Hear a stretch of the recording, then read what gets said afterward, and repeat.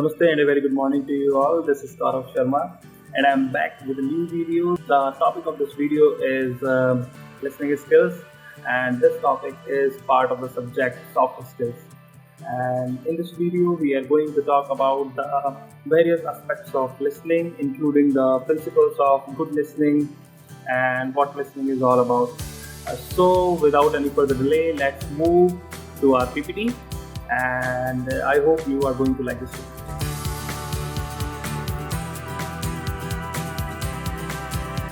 Okay, so this is the table of contents.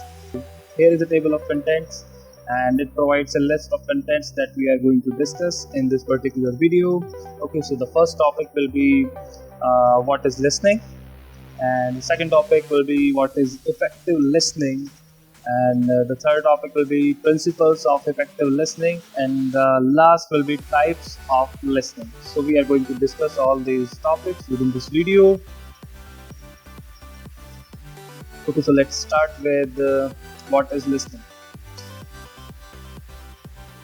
Listening is receiving language through the ears. Listening involves identifying the sounds of speech and processing them into words and sentences. When we listen, we use our ears to receive individual sounds like letters, stress, rhythm, and pauses. And we use our brain to convert these into messages that mean something to us. Listening in any language requires focus and attention. It is a skill that some people need to work at harder than others. People who have difficulty concentrating are typically poor listeners. Listening in a second language requires even greater focus. Listening is the ability to accurately receive and interpret messages in the communication process. Listening is the first of the four language skills, which are listening, speaking, reading, and writing. In our own language, listening is usually the first language skill that we learn. To become a fluent speaker in English, you need to develop strong listening skills. Listening not only helps you understand what people are saying to you, it also helps you to speak clearly to the other people. It helps you learn how to pronounce words properly, how to use intonation, and where to place stress in words and sentences. This makes your speech easier for other people listening to you to understand. Okay, let's move on to our next slide, and that is what is effective listening. Effective listening is actively absorbing the information given to you by a speaker, showing that you are listening and interested and providing feedback to the speaker so that he or she knows the message was received. Delivering verbal communication, like writing a newsletter, involves trying to choose the right words and non-verbal cues to convey a message that will be interpreted in the way that you intend. Effective listeners show speakers that they have been heard and understood. That's why effective listeners, while listening, uh, gives appropriate gestures and postures in return so that the speaker will feel comfortable while speaking. This is the quality of an effective listener, to have this type of appropriate gestures in front of the speaker. With this, let's move on to our next slide, and that is principles of effective listening. So in this, we are going to discuss about the several principles of effective listening. The first principle of effective listening is stop talking. Okay, don't talk, listen. When somebody else is talking, listen to what they are saying. Do not interrupt, talk over them, or finish their sentences for them. Stop, just listen. When the other person has finished talking, you may need to clarify to ensure you have received their message accurately. The next point is prepare yourself to listen. Relax, focus on the speaker, put other things out of mind. The human mind is easily distracted by other thoughts. What's for lunch? What time Do I need to leave to catch my train? Is it going to rain? Try to put other thoughts out of mind and concentrate on the messages that are being communicated. Third point is put the speaker at ease. Help the speaker to feel free to speak. Remember their needs and concerns. Note or use other gestures or words to encourage them to continue. Maintain eye contact but don't stare. So you are listening and understanding what is being said. The next point is remove distractions. Focus on what is being said. Don't doodle, shuffle papers, look out of the window, pick your fingernails or similar. Avoid unnecessary interruptions.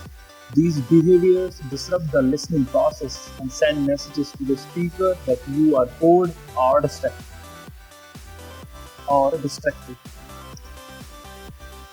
Empathize. Try to understand the other person's point of view. Look at issues from their perspective. Let go of preconceived ideas. By having an open mind, we can more fully empathize with the speaker. If the speaker says something that you disagree with, then wait and construct an argument to counter what is said, but keep an open mind to the views and opinions of others. Be patient. A pause, even a long pause, does not necessarily mean that the speaker has finished. Be patient and let the speaker continue in their own time. Sometimes it takes time to formulate what to say and how to say it. Never interrupt or finish a sentence for someone. Avoid personal prejudice. Try to be impartial. Don't become irritated and don't let the person's habits or mannerisms distract you from what the speaker is really saying. Everybody has a different way of speaking. Some people are, for example, more nervous or shy than others. Some have regional accents or more excessive arm movements. Some people like to pace while talking. Others like to sit still. Focus on what is being said and try to ignore styles of delivery. Listening to the tone. Volume and tone both add to what someone is saying. A good speaker will use both volume and tone to their advantage to keep an audience attentive. Everybody will use pitch, tone, and volume of voice in certain situations. Let these help you to understand the emphasis of what is being said.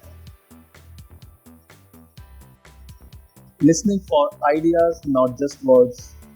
You need You need to get the whole picture, not just isolated bits and pieces.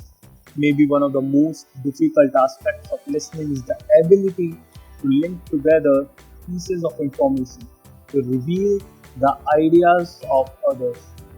With proper concentration, letting go of distractions and focus, this becomes easier. Wait and watch for non-verbal communication. Gestures, facial expressions, and eye movements can all be important. We don't just listen with our ears but also with our eyes. Watch and pick up the additional information being transmitted via non-verbal communication. So these are the principles of good listening. Now let's move on to our next slide, and that is types of listening. Okay, so here two types of listenings are mentioned. First one is discriminative listening, and the second one is comprehensive listening. Okay, we are going to start first with the discriminative listening. Discriminative listening is first developed at a very early age, perhaps even before birth in the womb. This is the most basic form of listening and does not involve the understanding of the meaning of words or phrases, but merely the different sounds that are produced. In early childhood, for example, a distinction is made between the sounds of the voices of the parents. The voice of the father sounds different to that of the mother. Discriminative listening develops through childhood and into adulthood. As we grow older and develop and gain more life experience, our ability to distinguish between different sounds is improved. Not only can we recognize different voices, but we also develop the ability to recognize subtle differences in the way that sounds are made. This is fundamental to ultimately understanding what these sounds mean. Differences include many subtleties, recognizing foreign languages, distinguishing between regional accents, and clues to the emotions and feelings of the speaker. Being able to distinguish the subtleties of sound made by somebody who is happy or sad, angry or sad, for example, ultimately adds value to what is actually being said, and of course thus aid comprehension. What discriminative listening skills are combined with visual stimuli, the resulting ability to listen to body language enables us to begin to understand the speaker more fully. For example, recognizing somebody is sad despite what they are saying, how they are, or how they are saying it. It can be understood by the help of an example, like imagine yourself surrounded by people who are speaking a language that you cannot understand. Perhaps passing through an airport in another country, you can probably distinguish between different voices, male and female, young and old, and also gain some understanding about what is going on around you before on the tone of voice, mannerisms, and body language of other people.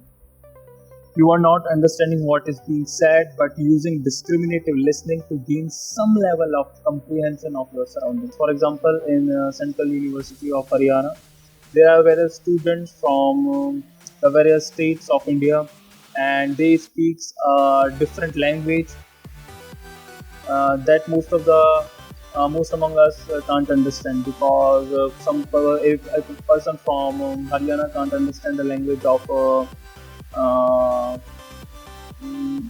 Tamil language, a person from Rajasthan can understand the Malayali language, so Malayalam language. So this is a big difference. And by the help of discriminative listening, we try to understand by the help of their gestures, posture, by the help of their expressions, what they are saying and what the message they are trying to convey.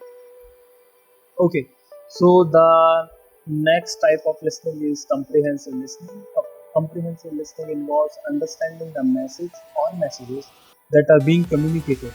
Like discriminative listening, comprehensive listening is fundamental to all listening subtypes. In order to be able to use comprehensive listening and therefore gain understanding, the listener first needs appropriate vocabulary and language skills. Using overly complicated language or technical jargon, therefore, can be a barrier to comprehensive listening. Comprehensive listening is further complicated by the fact that two different people listening to the same thing may understand the message in two different ways. This problem can be multiplied in a group setting, like a classroom or business meeting, where numerous different meanings can be derived from what has been said.